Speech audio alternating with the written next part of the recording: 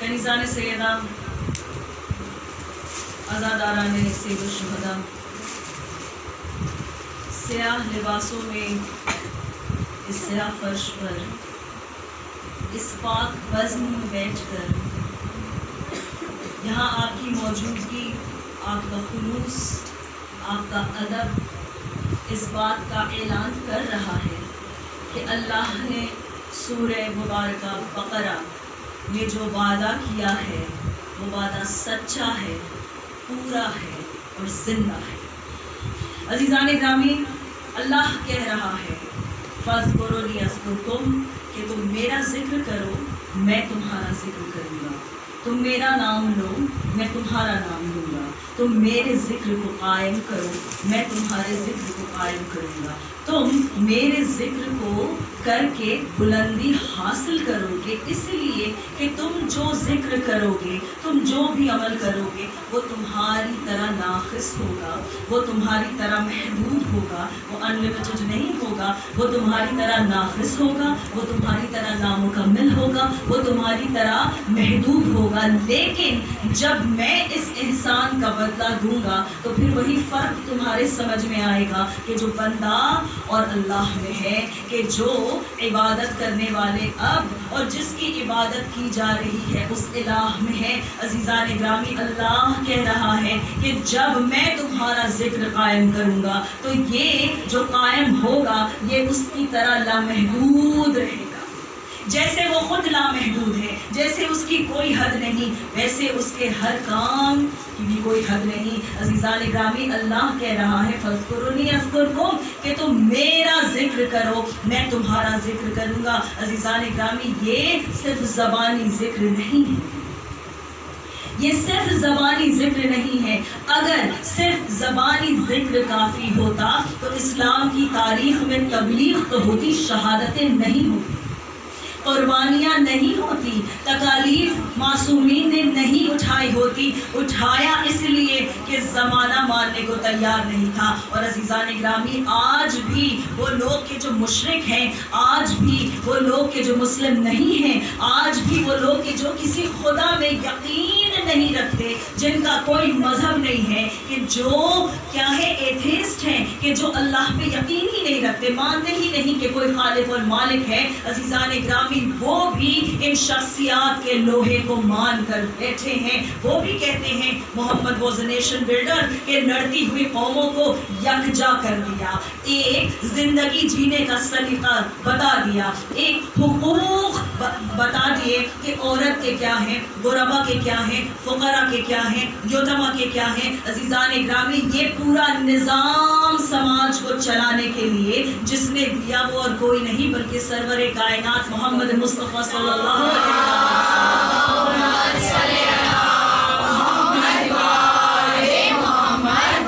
فرجم تو اللہ نے کہا کہ اے محمد تم نے میرے ذکر کو بلند کیا ہے، اب رہتی دنیا تک تمہاری یہ امت تمہارے نام سے جانی جائے گی، اور اے محمد وہ لوگ کہ جو میرے نہیں ہیں تیرے ہوں گے، جو میرے بھی نہیں ہیں وہ بھی تیرے ہوں گے۔ اور عزیزان گرامی یہی صفت ہمیں اپنے آقا حسین سید الشہداء امام مظلوم علیہ السلام میں نظر آتی ہے، کہ جو بھی حسین کا نام ایک بار سنتا ہے، جو بھی حسین کی قربانی کے بارے میں ذکر سن لیتا ہے، وہ حسین کا عاشق ہو جاتا ہے۔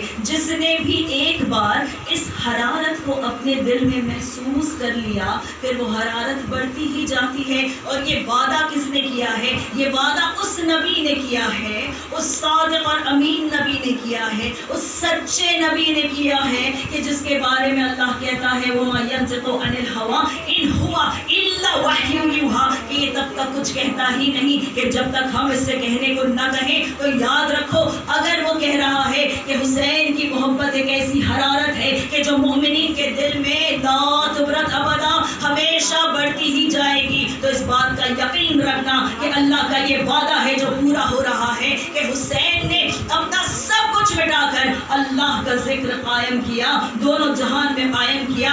عزیزان گرامی توحید پھر بھی توحید رہتی، لیکن توحید کو ماننے والا کوئی نہیں رہتا۔ رسالت پھر بھی رسالت رہتی، لیکن رسالت کو ماننے والا کوئی نہیں رہتا۔ ولایت اور امامت دنیا میں باقی رہتی، لیکن کوئی جاننے پہچاننے معرفت حاصل کرنے والا نہیں رہتا۔ یہ احسان انسانیت کے جگر پر حسین کا ہے کہ اس نے ہدایت کا راستہ ایسے اپنے خون سے رنگ کر آشکار کیا ہے کہ انسان کبھی بھی بہک نہیں سکتا، کبھی بھی بھٹک نہیں سکتا، کبھی بھی گمراہ نہیں ہو سکتا ہے۔ اسی لیے تو ہمارے آٹھویں امام رضا علیہ السلام کہتے ہیں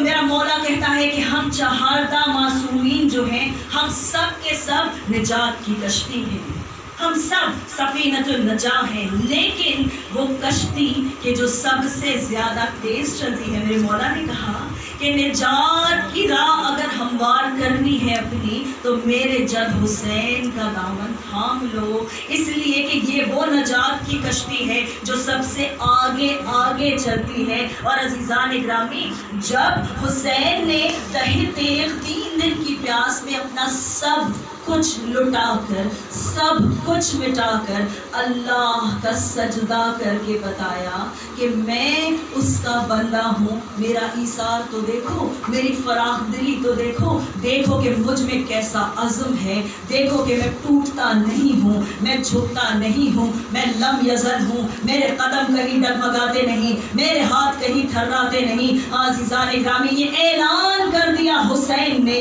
کہ بندہ ایسا ہے تو سوچو خدا کیسا ہوگا۔ بس اللہ نے کہا حسین تو نے سب کچھ جو میرے لیے لٹا دیا، اب میرا سب کچھ آج سے تیرا ہو گیا، جس کو مجھ تک پہنچنا ہے پہلے تجھ تک پہنچے تو ہی مجھ تک آئے گا۔ ایک درود پڑھنے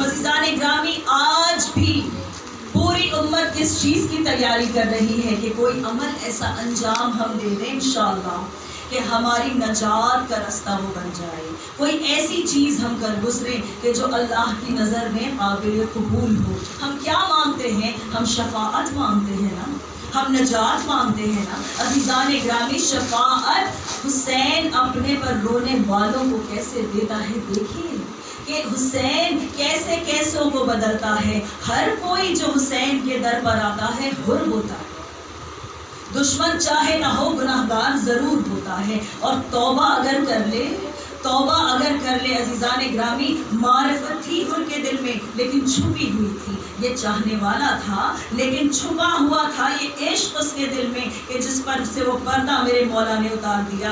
عزیزان گرامی، گناہ ہی تو وجہ ہے نا کہ ہم اپنے سر کو اپنے معبود کے سامنے جھکاتے نہیں ہیں، اس کے ولی کو اس طرح مانتے نہیں، اس کے اطاعت نہیں کرتے ہیں۔ اور فطرس ہے کہ جو حسین کے در پر آیا کس وجہ سے یہ سزا میں گرفتار تھا، کیونکہ اس نے تکبر کیا تھا۔ عزیزان گرامی، یا تو سوئی ہوئی معرفت ہے ہم سب میں، یا تو پھر تکبر ہے۔ آئے نا حسین کے در پر اور اپنے سر کو جھکا کر کہیں کہ مولا ویسا بنا دو جیسا تم چاہتے ہو ہم بنے، مولا ویسا بنا دو، اور یقین رکھیں کہ ہمارا یہ کریم مولا، ہمارا یہ رحم دل مولا، ہمارا یہ رؤوف مولا کبھی بھی کسی کو نامراد یہاں سے نہیں لوٹاتا ہے۔ گناہوں کی بخشش تو پہلی سیڑھی ہے اس مہربانی کے سلسلے کی کہ جو حسین آپ پر راضی ہونے کے بعد آپ کو عطا کرتا ہے۔ عزیزان گرامی، کسی نے ہمارے امام امیر المؤمنین علیہ السلام سے جب پوچھا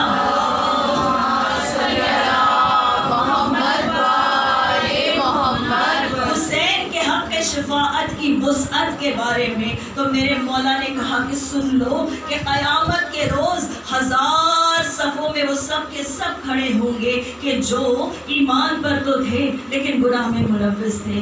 عزیزان گرامی، انسان تو ہے ہی نا خطا کا پتلا، اس میں ہم سب کھڑے ہوں گے نا، ہم سب وہاں کھڑے ہوں گے، کس چیز کے منتظر ہوں گے ہم؟ نجات کے، شفاعت کے، راحت کے، مغفرت کے جب ہم منتظر ہوں گے۔ میرا مولا کہتا ہے کہ جب 1000 صفوں میں لوگ کھڑے ہوں گے، یاد رکھنا کہ ان 1000 صفوں میں 999 صفیں حسین اکیلا بخشوائے گا۔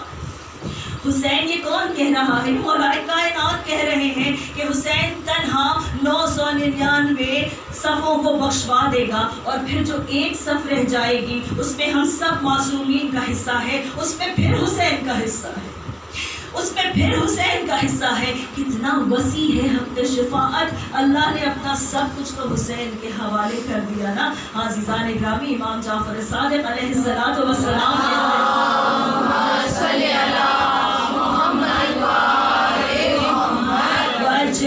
عزیزان گرامی، ایک اور بہتر درود پڑھیں گے اس دعا کے ساتھ کہ ہم سب ان 1000 صفوں میں ہوں کہ جن کی بخشش میرا مولا کروائے گا انشاءاللہ۔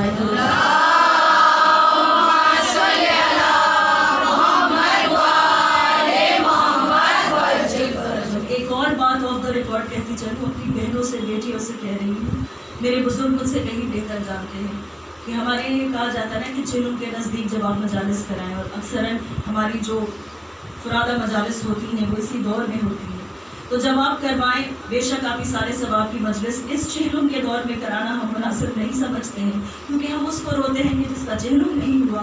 لیکن عزیزان گرامی، جب بھی آپ مجلس کرائیں، بس ایک چھوٹی سی بات ہے جو آپ سے کہنا چاہتی ہوں کہ ہمیشہ یہ نیت کریں کہ یہ ہم اپنے مرحومین کی طرف سے کروائیں۔ آپ ایک چیز سوچئے کہ ایک سورہ فاتحہ کا ثواب پھر بھی کم ہے، لیکن جب آپ مجلس کے انعقاد کی پوری ذمہ داری مرحوم کے حوالے کر دیتے ہیں تو پھر اس کے درجات بہت بلند ہوتے ہیں۔ بس اس بات کو ضرور آپ زیر ذہن کر لیجئے انشاءاللہ، اور ایک درود پڑھیں مل کر۔ اللہم صلی علی محمد و آل محمد وعجل فرجہ۔ ہمارا چھٹا رہبر کیا کہتا ہے کہ حسین کو وہ منزلت حاصل ہے، کیا کہتا ہے میرا مولا؟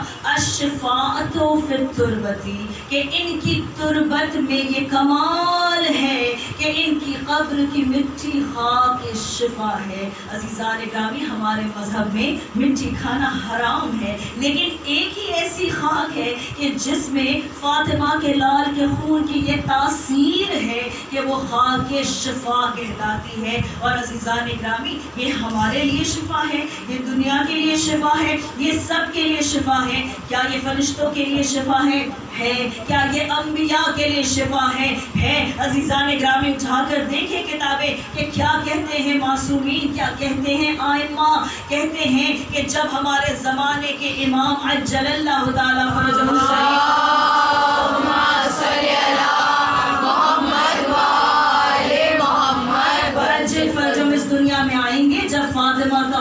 بیٹا جب یوسف زہرا اس دنیا میں آئے گا اور مریم کا بیٹا اس دنیا میں آئے گا اور عدل و انصاف قائم کرنے کی وہ تحریک شروع ہوگی کہ جو انشاءاللہ ہمیں اپنی آنکھوں سے دیکھنا نصیب ہو. عزیزان گرامی، آئمہ کہتے ہیں کہ جب عیسیٰ ایک دن بہت زیادہ علیل ہو جائیں گے، بہت بیمار ہو جائیں گے، ایک مرتبہ آ کر کہیں گے اپنا زہرا مجھے شفا دیجئے. عزیزان گرامی، جناب عیسیٰ علیہ السلام کے بارے میں یہی مشہور تھا کہ ان کے ہاتھ میں اللہ نے کیا دیا تھا؟ شفا دی تھی. جس اندھے کو چھوتے تھے اس کی آنکھ میں روشنی آ جاتی تھی. جو سن نہیں سکتا تھا اگر اس کے کانوں پہ ہاتھ پھیر دیتے تھے تو اس کے فوراً یہ صلاحیت پیدا ہو جاتی تھی. جو گونگا ہوتا تھا وہ بولنے لگتا تھا، جو مجنون ہوتا تھا وہ بالکل عقل مند ہو جاتا تھا. عزیزان گرامی، وہ عیسیٰ جو زمانے کو شفا بخشتا ہو، وہ جب بیمار ہوتا ہے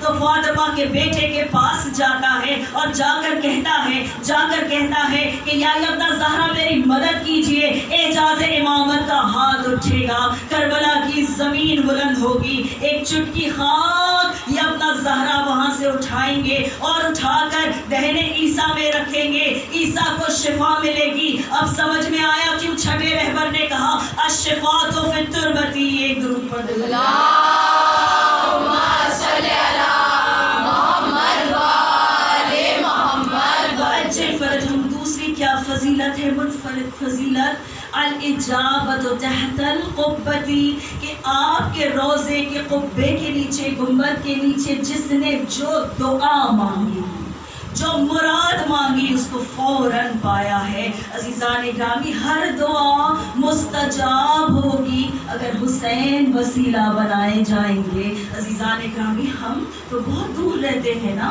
ہم تو غریب ہیں، ہم ہر اربعین کو اپنے مولا کے پاس حاضر نہیں ہو سکتے. عزیزان گرامی، یہ غربت صرف مالی غربت نہیں ہے، یہ حالات کی غربت ہے، یہ معرفت کی غربت بھی ہے، یہ بہت سے فیکٹر سے بنتا ہے. اور عزیزان گرامی، یاد رکھیے گا کہ زائرین دو قسم کے ہوتے ہیں. ایک وہ ہوتے ہیں کہ جن کے پاس معرفت ہوتی ہے اور میرا مولا انہیں بلاتا ہے، اور ایک وہ ہوتے ہیں کہ جن کے پاس نہیں ہوتی، انہیں بلا کر دیتا ہے. عزیزان گرامی، ہم نہیں جانتے ہم کس قسم میں پڑھیں گے، لیکن ہم یہ دعا کرتے ہیں کہ کسی دن ہمیں بھی یہ منظر دیکھنا نصیب ہو کہ ہمارے یہ گناہ گار ہاتھ ہوں اور ہم حسین کے قبے کے تلے کھڑے ہو کر دعا کریں. کیونکہ امام نے ضمانت لی ہے نا کہ یہاں ہر دعا مستجاب ہوتی ہے. ہم غربت میں کیا کرتے ہیں؟ ہم حسین کے روزے کی شبی بناتے ہیں، اسے اپنے گھر کے عزاخانے میں رکھتے ہیں اور پھر اس چھت کے زیر آ کر دعا مانگتے ہیں. انصاف سے مجھے بتانا بیویوں، کیا کوئی ایسی دعا ہے جو تم نے یہاں سے نہیں پائی؟ کوئی ایسی مراد ہے جو یہاں سے مستجاب نہیں ہوئی؟ اور کیا کہتا ہے ہمارا چھٹا رہبر؟ میرا مولا کہتا ہے الامامت فی الذریتی، کہ سب سے بڑی فضیلت میرے جد حسین علیہ السلام کی یہ ہے کہ اللہ نے امامت کو ان کی نسل میں رکھا ہے، اللہ نے ہمارے مہدی کو ان کی نسل میں رکھا ہے. درود پڑھیں. اللہم صلی علی محمد و آل محمد. اچھے فرجن. تو عزیزان گرامی، آپ نے سن لیا نا آپ کس کا ماتم کرنے آئے ہیں، آپ کس کا ماتم کرنے آئے ہیں. عزیزان گرامی، فاذکرونی اذکرکم کی سب سے بڑی تشریح تو یہ عزاداری ہے. کائنات میں کوئی ایسا عمل نہیں ہے، کوئی ایسی تحریک نہیں ہے کہ جو عزاداری کا مقابلہ کر سکے. یہ خطابت کا جملہ نہیں ہے، یہ میں جوش میں نہیں کہہ رہی ہوں. عزیزان گرامی، دیکھیے کہ کسی بھی مذہب کا کوئی بھی عمل اگر اتنا مشہور ہو نہیں ہے، یہ عزاداری ہے جو آپ کی پہچان ہے. کوئی آپ کی نمازوں کو بھی ٹھیک سے نہیں پہچانتا لیکن آپ کے ماتم کو پہچانتا ہے. کوئی آپ کے روزوں کی ڈیٹیلز نہیں جانتا لیکن آپ کے ماتم کو پہچانتا ہے. کوئی نہیں جانتا آپ اپنے مردوں کو کیسے دفناتے ہیں، لیکن یہ جانتا ہے کہ آپ حسین کے نام پر اپنا سب کچھ لٹانے کے لیے تیار ہیں. بس عزیزان گرامی، اتنا یاد رکھیے گا کہ دونوں عالم میں جو سب سے کامیاب تحریک ہے، آپ اس کا حصہ ہیں، آپ اس میں شریک ہیں. اللہ کی نظر انتخاب آپ پر پڑی ہے، اس لیے آج آپ یہاں موجود ہیں. زمانے کے معصوم نے آپ کو یہاں بھیجا ہے کہ آپ آنسو بہائیں اور پرسہ دیں. عزیزان گرامی، میرا مولا حسین، میرا مظلوم مولا حسین خود کہتا ہے کہ میں ہر مومن کی آنکھ کا آنسو ہوں. ہر مومن کی آنکھ سے جو آنسو گرتا ہے میں وہ آنسو ہوں. اور پھر میرا مولا کیا کہتا ہے کہ ہو نہیں سکتا کہ مومنین کے درمیان میرا ذکر ہو اور وہ مجھ پہ بغا نہ کرے، وہ مجھ پر آنسو نہیں بہائے. میرا مظلوم مولا کس قدر آپ سے محبت کرتا ہے اور کیا توقع ہے اس کو آپ سے. کچھ بھی تو نہیں نا. کیا وصیت کی ہے اس نے آپ کے لیے؟ کیا کہا تھا اپنے لال سے کہ میرے لال سجاد جب مدینے کو واپس جانا تو میرے شیعوں سے کہہ دینا کیا کہ جب ٹھنڈے پانی پہ نظر کرائے، جب ٹھنڈا پانی پیے میری نظر اس پہ ضرور کرائے، اور جب کسی غریب اور شہید کا ذکر ہو میری غربت، میری شہادت، میری مظلومیت کو یاد کریں. اے سجاد ان کو بتا دینا کہ کس طرح میں نے اپنے چھوٹے سے بچے کے لیے 2 گھونٹ پانی مانگا تھا لیکن اس کا جواب ایک تیر جفا سے ملا. اے سجاد انہیں بتا دینا کہ کس طرح میں نے اپنے کڑیل جوان کے سینے سے برچھی کا پھر کھینچا تھا. کیا مانگا میرے مولا نے آپ سے؟ بس اتنا ہی کہ جب پانی پینا حسین کی پیاس کو یاد کر لینا. عزیزان گرامی، ہم کتنے آنسو بہائے، ہم کتنے آنسو کے جام اپنے مولا کے سامنے پیش کریں، کیا حاضر کریں. عزیزان گرامی، یہی ایک چیز ہے جو انسان کے جسم میں پاک ہے، اس کے آنسو بس یہی نظر کر سکتے ہیں. مولا ہم بہت غریب ہیں، ہمارے پاس تمہیں دینے کے لیے کچھ نہیں ہے. اے مولا ہمارے آنسوؤں کو قبول جانا، ہمیں ماتم کرنے کی توفیق دو. عزیزان گرامی، بس یہ دن ہے نا اور پھر کل کا دن غریب کا چہروں تمام ہو جائے.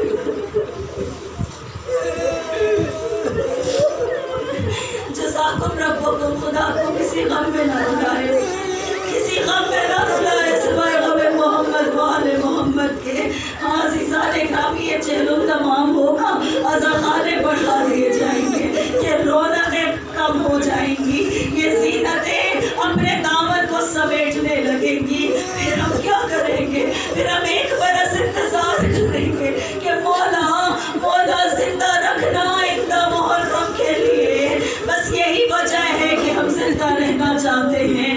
عزیزان گرامی، آپ کے سامنے میں کیا عرض کروں، کہاں سے ابتدا ہو چہلم کے مصائب جب پیش کرنا چاہتی ہوں. واقعی میری عقل حیران رہتی ہے کہ کس کس غم کا ذکر کیا جائے. رونے کی تاب نہیں ہے ہم میں، بیان کرنے کی تاب نہیں ہے. بس اتنا سن لیجئے کہ کائنات کے یہ پہلے اور آخری قیدی ہیں کہ جنہوں نے رہائی کا حکم جب سنا ایک مرتبہ چہرے پیٹ پیٹ کے روئے،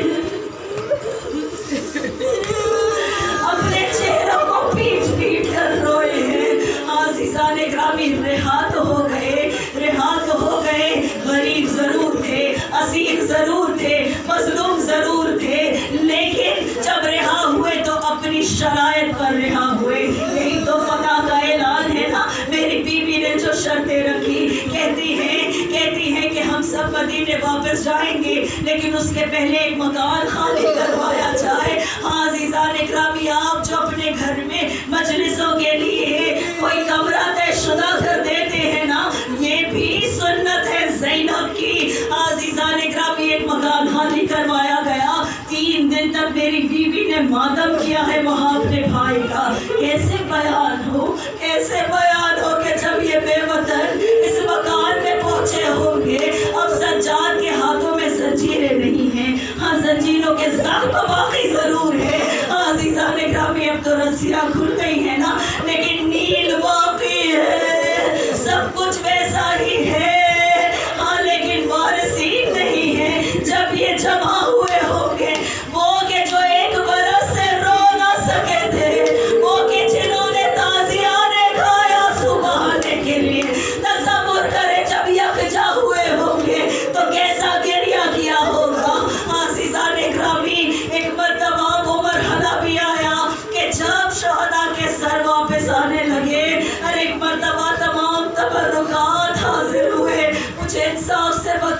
بیوی ہو، مجھے انصاف سے بتانا کس کے جگر میں یہ تاب ہے کہ اپنے عزیز کا کٹا ہوا سر برداشت کر لے؟ ارے عزت سے لپیٹے ہوئے کفن میں اپنے عزیزوں کو دیکھ کر ہماری راتوں کی نیندیں اڑ جاتی ہیں۔ سلام ہمارا ان بیویوں کے صبر پر کہ جنہوں نے اپنے عائشہ کے کٹے ہوئے سر دیکھے، زخمی چہرے دیکھے، ارے کہیں تیر کہیں تبر کے نشان دیکھے، لیکن کتنی محبت ہے، کتنا ارمان ہے رونے کا کہ ہر بیوی آگے بڑھتی ہے، اپنا دامن پھیلاتی ہے، اپنے وارث کا سر لیتی ہے۔ عزیزان گرامی، ایک مرتبہ ایک حسین چہرہ جو آیا، ایک غم رسیدہ ماں اٹھی۔ ارے مجھے بتانے کی ضرورت ہے کہ وہ ہے کہ جس نے 18 برس کے گڑیا جوان کو کھویا ہے۔ عزیزان گرامی، لیلا نے اٹھ کر ایک مرتبہ اکبر کا سر اپنے دامن میں لیا۔ عزیزان گرامی، جب ایک ننھا سا سر آیا، غمزدہ رباب نے اٹھ کر اس سر کو اپنے سینے سے لگا لیا۔ بس ایک جملہ یہاں رک کر کہنا چاہتی ہوں، ماشاءاللہ میرے سامنے ماں نوجوان ہے، کوئی مجھے بس اتنا بتا دے کہ علی اصغر کے سر کو سینے سے لگانے کے بعد ارے ماں کے دل کو ٹھنڈک ملی یا دل کا سوز اور جلن اور بڑھ گئے؟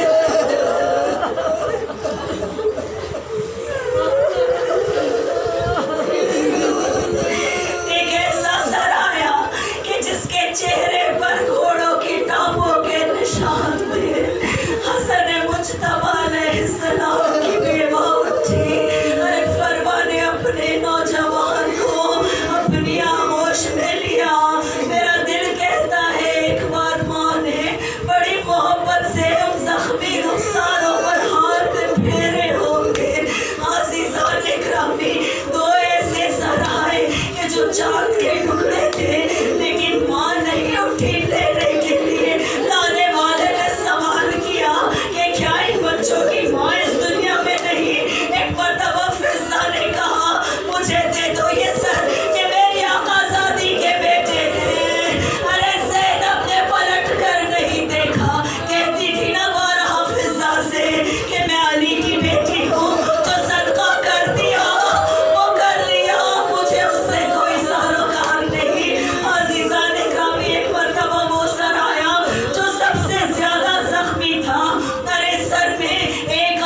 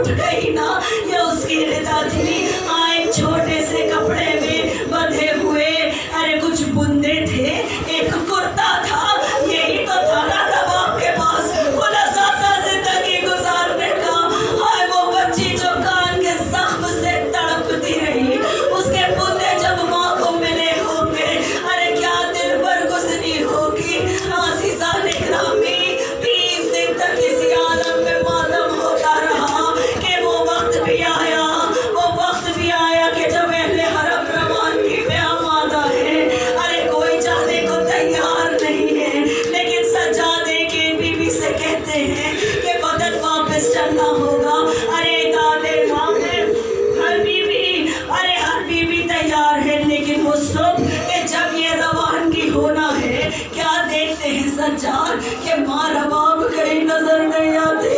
एक मर्तबा इमाम ने अपने कदम कैद खाने की तरफ बढ़ाए होंगे।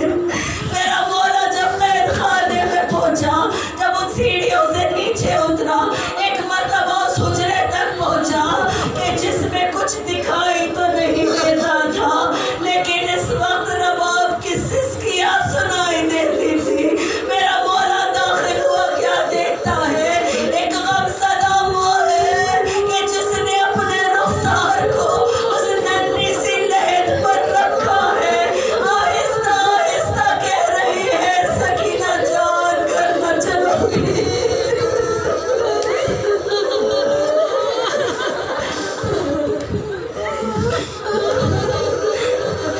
सकीना जान घर ना चलोगी। अज़ीज़ान ग्रामी, किस कदर मौत को इस बच्ची के सवालात याद आए होंगे जो हर शाम को जिद करती थी कि हम घर कब जाएंगे, हम वतन कब जाएंगे।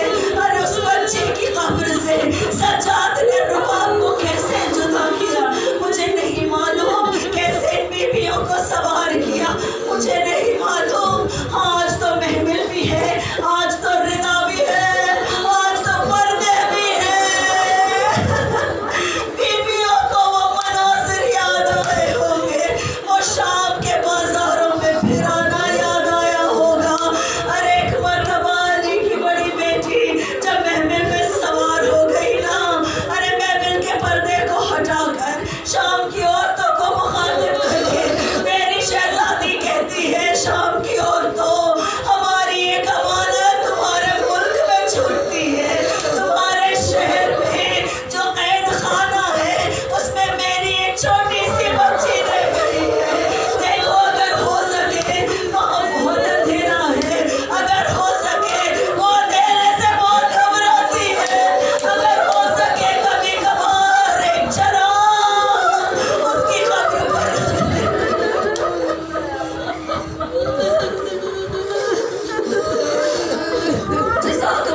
बस दो जुमले और बसाया तमाम। मैं जानती हूँ आप में रोने की ताब नहीं है, किसी में भी नहीं है। अज़ीज़ान ग्रामी, थक गए होंगे ना आप रोते रोते। जरा इन बीवियों का हाल तो सोचिए कि जिन्होंने एक बरस से न कभी किसी वक्त ठीक से पानी पिया, न ढंग से कभी कोई ग़िज़ा उन्हें नसीब हुई। अरे दिल जिनके पारा पारा है गम से, जिस्म पर अनगिनत चोटें हैं। अज़ीज़ान ग्रामी, वो बीवियाँ अब आमादा है करबला के लिए। अज़ीज़ान ग्रामी, हम क्यों चेहरों में इतनी शान से मनाते हैं? ये है ही क़यामत का दिन, ये है क़यामत का दिन। अली की बेटी हुसैन के मरकज़ पर पहुँच रही है, बड़ी क़यामत है। अज़ीज़ान ग्रामी, इधर जनाब जाबिर इब्न अब्दुल्ला जो नाबीना सहाबी हैं, रिसालत माँ के, अरे आए कतबाब ने गुलामतिया के साथ कहते हैं, देख यही गई मेरे गरीब मौला की बरकत होगी, तो मुझे दिखा कोई निशान तो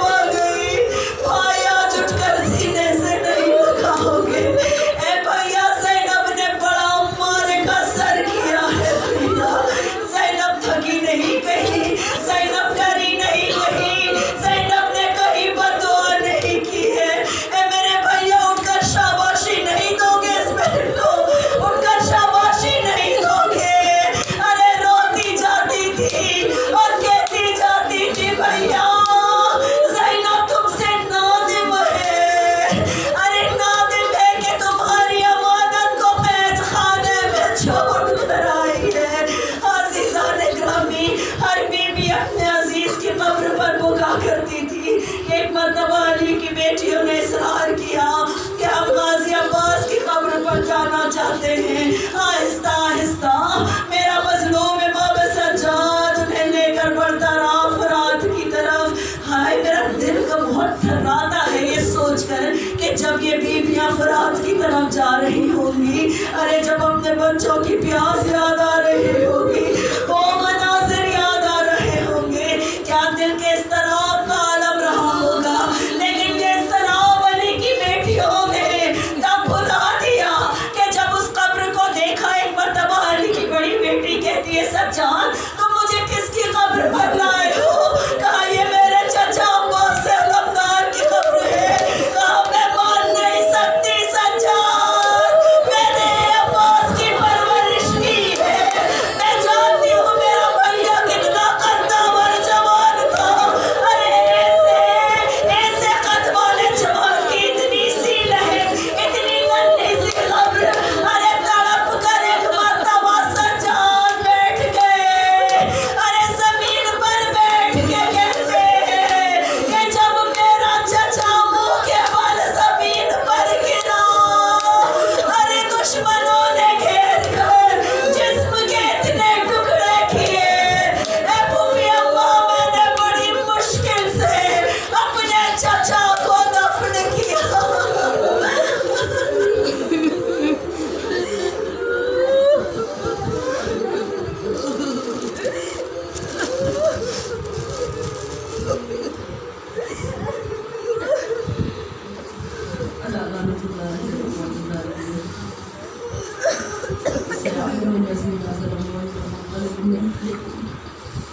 پروردگار تجھے واسطہ ہے محمد والے محمد کا تمہاری اس مختصر سی مجلس